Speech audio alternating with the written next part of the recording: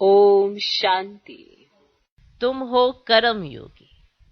तुम्हें चलते फिरते याद का अभ्यास करना है। एक बाप के सिमरन में रह नर से नारायण बनने का पुरुषार्थ करो।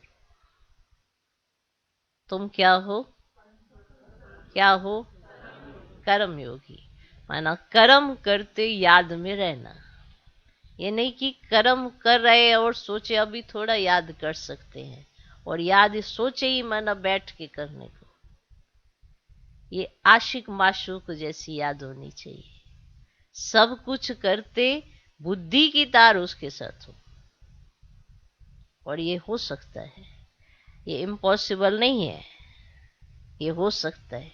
इसलिए कर्म करो पर योग बाप के साथ हो। इसलिए कहा चलते फिरते याद का अभ्यास करो कि ऐसा कोई समय ना हो जब आपको याद नहीं आई। इतना दिल का गहरा प्यार हो बाबा के साथ कि निरंतर याद रहे।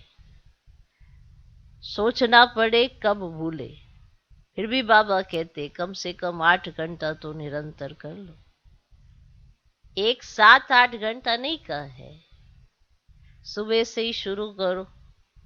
अब सुबह से जब तक आप अपने कार्य व्यवहार में जाओ तब तक साइलेंस में तो रह सकते हैं। उस समय को तो यूज कर सकते हैं ना। कितने घंटे हो जाते हैं सोचो, है ना।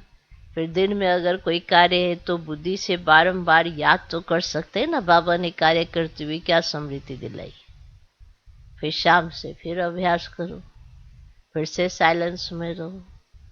तो है तो सहज, पर होता क्या है, भूल जाते हैं। बाबा का कहा भूल जाते हैं, फिर अपना कहा ही याद रहता है। हो नहीं पाता, ऐसा होता है, भूल जाते हैं, वैसा होता है। अपने पास इतने कारण होते, इतने कारण होते हैं कि बाबा का दिया निवारण भूल जाता है। बस कारण ही याद रहते हैं। तो बाबा कहते तुम हो कर्म योगी हो। तुम्हें चलते फिरते याद का अभ्यास करना है।